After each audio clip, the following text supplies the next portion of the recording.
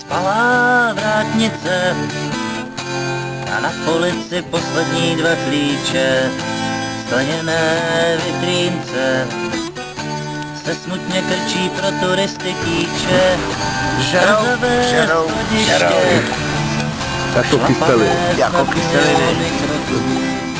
Kráčíte nejistě, vnímáš jen křivky jejich boku, manželské postele a vycházková uniforma z třídy, zelená košile.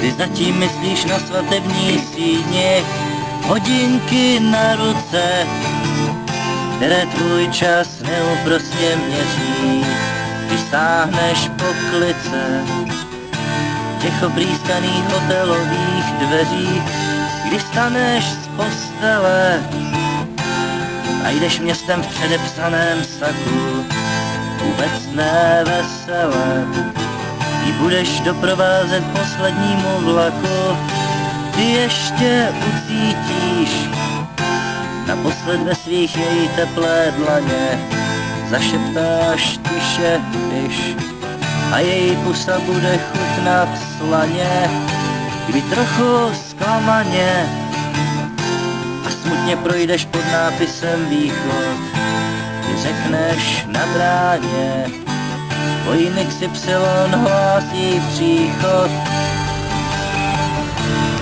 Ty mě taky, UFO, ne?